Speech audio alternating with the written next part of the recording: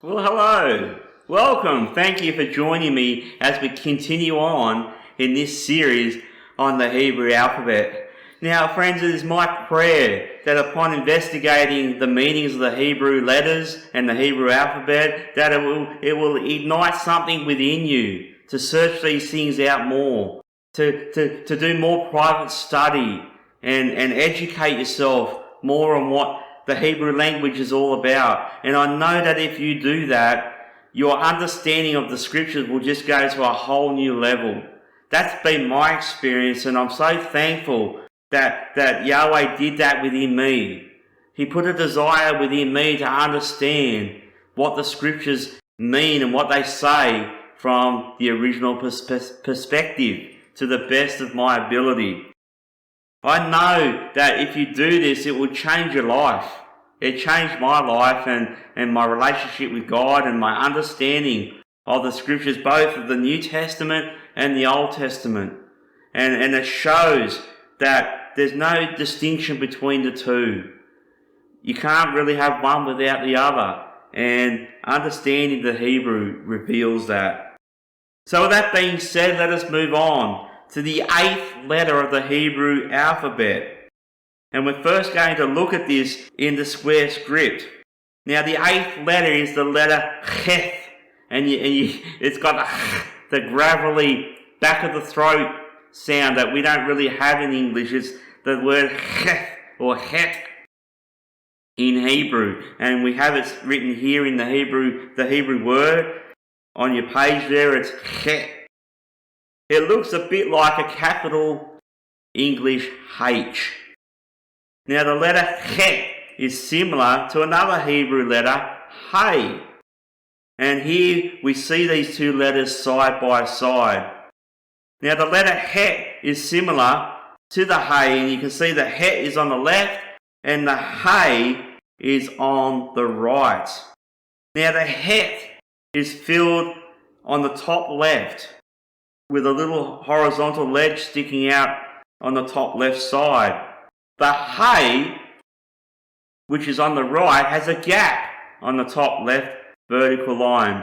Now, it seems pretty obvious here, but depending on the font of the Hebrew script you are reading, these two letters can look very similar.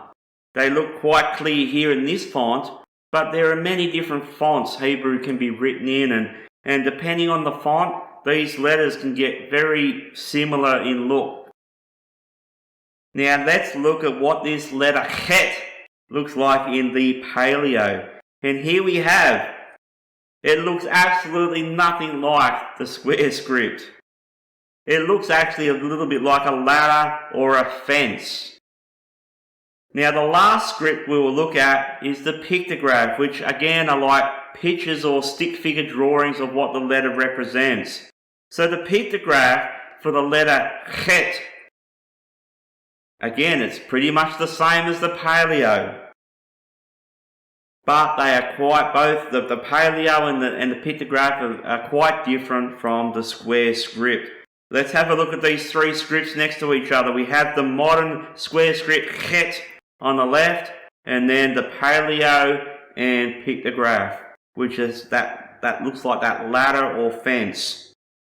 The last two scripts are the same, but like I said, they are quite different from the modern square script. The pictograph looks much like what the letter represents, which is a wall or a fence. Now some of the meanings of this letter are wall, to divide, half, fence, and outside. So some of these meanings can be seen in the pictograph and Paleo scripts as they show a fence and a dividing. What does a fence do? What does a wall do? They create a division. They divide one block of land from another. A wall divides one room for another. It causes one, depending on what side of that wall or fence you're on, it causes one to be outside. So think for a second of maybe you've got a fence in your front yard. Now if you're on the other side of that fence, you're outside. Or if you've got a wall at the front of your house, which most of us have a wall at the front of our house, if you're on the other side of that wall, you're outside of the house. So we see these meanings connected to the concrete functional meanings of these letters. Now, some Hebrew letters that start with the letter Heth are as follows. Kavar, and this means to unite, join, bind together, to be joined, friend, and to have fellowship with. So this is a really interesting word to do a word study on in the Bible from a Hebrew language perspective, because you get this idea of friends, companionship, uniting, to be joined with. And this can be seen in the tabernacle. More on this later maybe. This is why I love the Hebrew language and the meaning of the Hebrew letters. Another word that starts with the letter Heth is Chag, and this means feast or festival. A Chag. The next word I want to show you is pronounced Kadash. Kadash, and it means to renew, renewed, new. Used in New Moon and New Testament.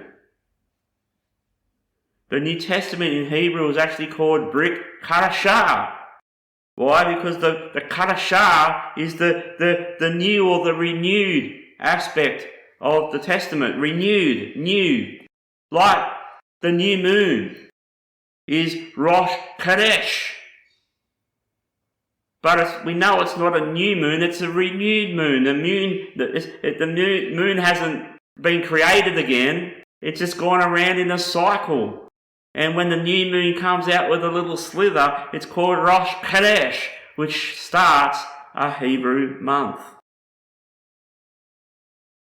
Another word is Chazak, pronounced Chazak, and it's to be strong, to grow strong, to hold fast and be courageous and firm. And we see this word used when Yahweh's talking to Joshua. Be strong and courageous. He says it many times to Joshua. That's this Hebrew word, Chazak. The next Hebrew word is Katar. Katar, and this means to miss the mark, to wrong, to sin, and also to remove from the source of life. That's a powerful meaning of this word. So this is the Hebrew word for sin, Katar, and it means to miss the mark.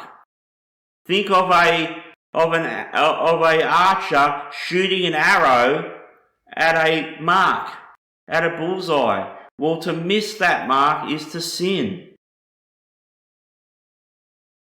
And when we sin, we are ultimately removed from the source of life, which is Yahweh.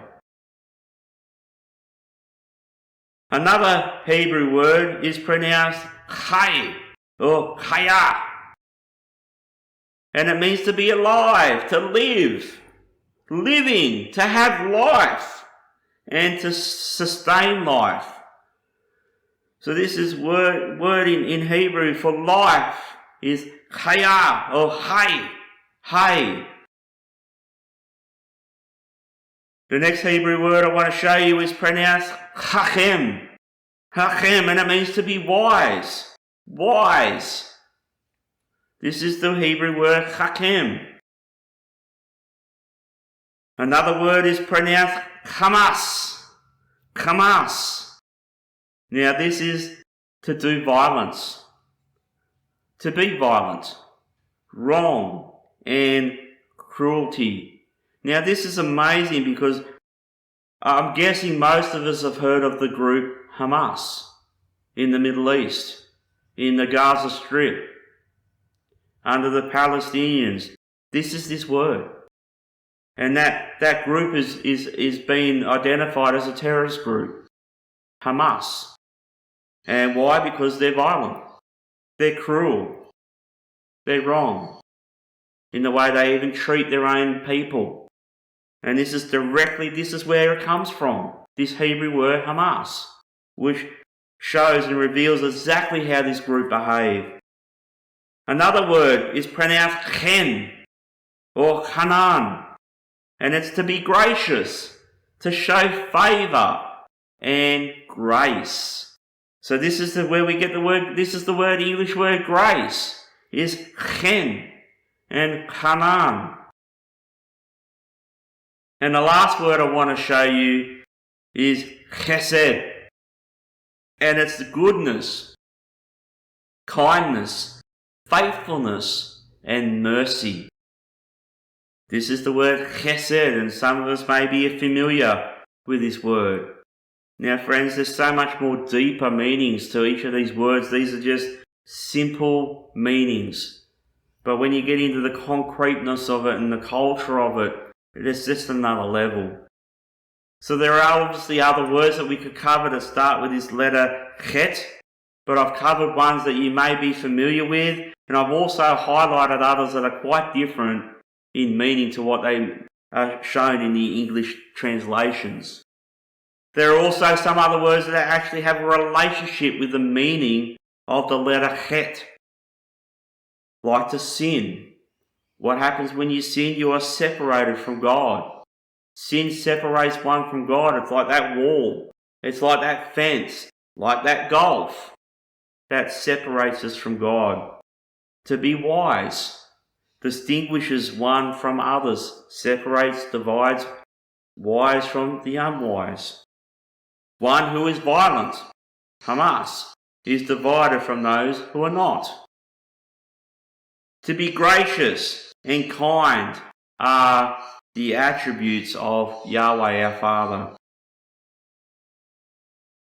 Well, next time I'll be teaching on the 9th letter of the Hebrew alphabet, which is the letter Tet. So until then, may Yahweh watch over you and your loved ones and protect you and bless you in all that you put your hand to do. So until next time, blessings and shalom. Thank you for watching. We pray that this teaching has been a blessing to you. For more information, please go to www.ancientfoundationbiblefellowship.com. Shalom.